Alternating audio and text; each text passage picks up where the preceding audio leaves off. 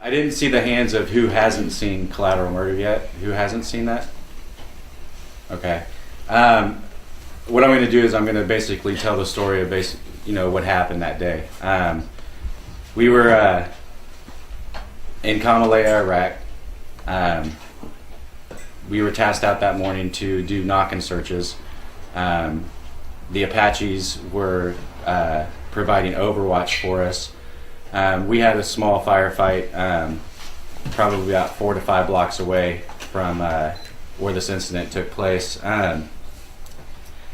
We heard the Apaches open fire, and what you have to understand is the Apaches, they don't shoot just like little rounds. They shoot 30 millimeter rounds, which are about that big. I didn't know what was going on at the time. I was just told to move to that position. I was on foot, and when was one of the first 6 guys to run up onto the scene, and what I saw was a group of men on the corner who had been completely obliterated. These rounds explode when they hit, and to me, at the time, they didn't look human. They looked like something you would actually see out of a bad horror movie. Like, oh, this can't be real. I don't know if I thought that maybe my emotions were kind of shutting everything down and saying, okay, this can't be real. But one of the first things I remember hearing was a little girl crying, and I knew that the cry was coming from the van that was there. And I ran up to the passenger side door with one of the privates who was with me, and we looked inside the van, and the private that I was with started vomiting and ran away because he couldn't bear to look at the children the way they were. What I saw was a little girl. She was probably about 4 years old, sitting on the bench seat with a severe belly wound and glass in her hair and in her eyes. She couldn't blink or close her eyes, and she was crying like it wasn't a pain cry. It was a cry that me having children, knowing that my daughter was the same age as this little girl, waking up from a horrible nightmare in the middle of the night, and it was almost blood curdling. Next to her, in the middle of the bench seat, half on the floorboard with his head resting on the bench seat, was a boy about 7 years old. I immediately thought he was dead because he had a severe wound to the right side of his head. And in the driver's seat was who I assumed was the father, the way he was hunched over them in a protective manner. And he was completely destroyed. There was no way that he had survived. I grabbed the little girl out of the van, yelled for a medic, and we took her to the house that was directly behind the vehicle, where I took off my gloves, got water, and rinsed the wounds, checked for any exit wounds, other wounds that she might have had, and was picking glass out of her eyes with my hands so that she can blink. That's when in the video you can hear the medic say that there's nothing else we can do here, she needs to be evac'd. He takes the little girl and he runs her to the Bradley. I go back outside to the van, and I don't know actually why I went to the van. I thought that the boy was dead and the father was dead, but when I went back out there, the boy took a labored breath, and that's when I started screaming out that the boy's alive, the boy's alive. And I picked him up in my arms and started running towards the Bradley with him, the whole time telling him, it's going to be okay, don't die, don't die. And at this point, he looked up at me, just for a split second, then his eyes rolled back into his head. And at that moment, I thought he had died in my arms. But I got him to the Bradley, and when I took him to the Bradley, my commanding officer, or my platoon leader, was there. And he told me that I needed to quit worrying about these MFing kids and to go pull security. At the time, the only thing I could think of was, roger that, and I went to pull security. While sitting on the rooftop, I could hear them firing the Hellfire missiles into houses.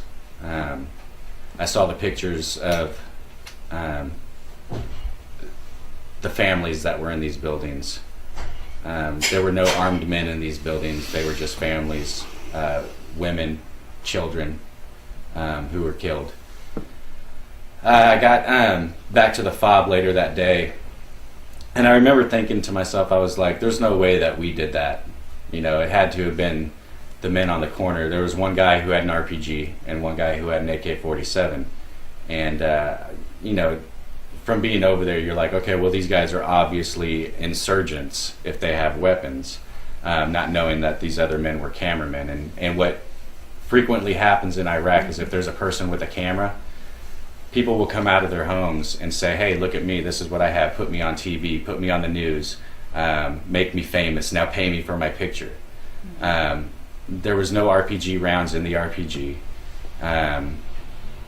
So that, to me, my reaction is that I don't think that they were armed to fight us. They were just showing off for the cameramen that were there. But later on that night in the fob, while I was washing the blood of the children off of me, I couldn't really cope with it. I was having a hard time dealing with the fact that we did that. The Apaches did that.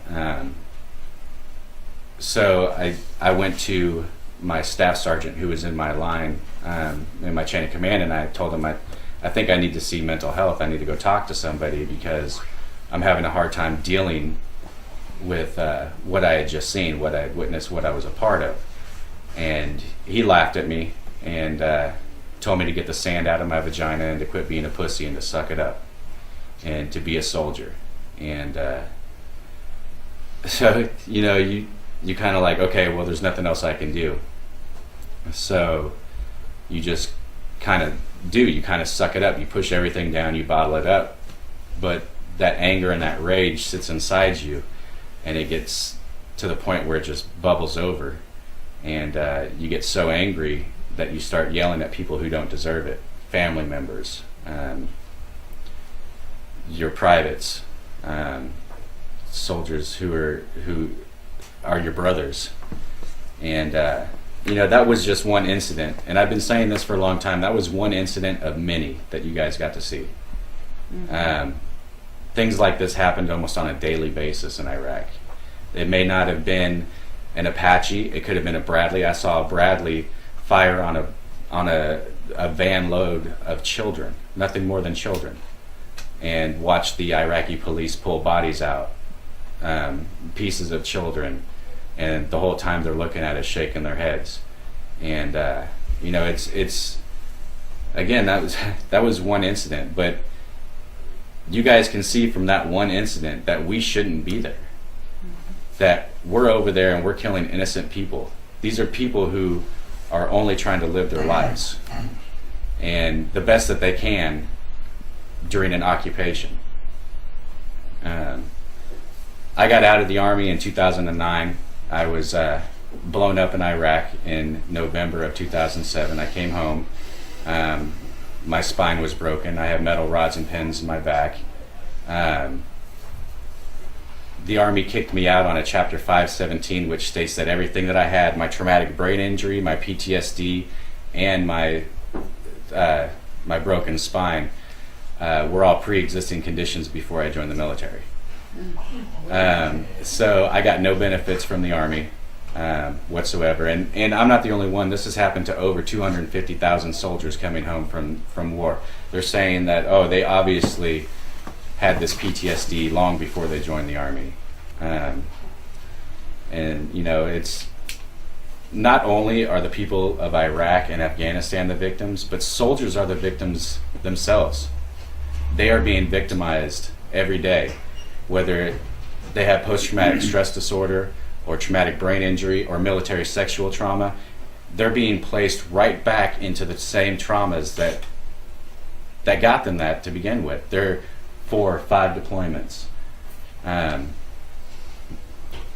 You know, soldiers are just as much the victims, and once I realized that I was being victimized from the military and that they were using me, using what I grew up very conservative. I grew up thinking, you know, it's my duty to serve in the military. When 9/11 happened, I ran out and I joined the military. I have to go serve. I have to go fight the Muslims who who attacked us on 9/11. And what I found strange is when I got to Iraq is I felt that I had more in common with the people over there than I did with the people who sent me to war to begin with. And so that day especially, the Collateral Murder video, I could no longer justify why I was in Iraq, what we were doing in Iraq. I was just watching innocent men, women, and children being slaughtered. There were no so-called insurgents. We would drive around waiting to start something. So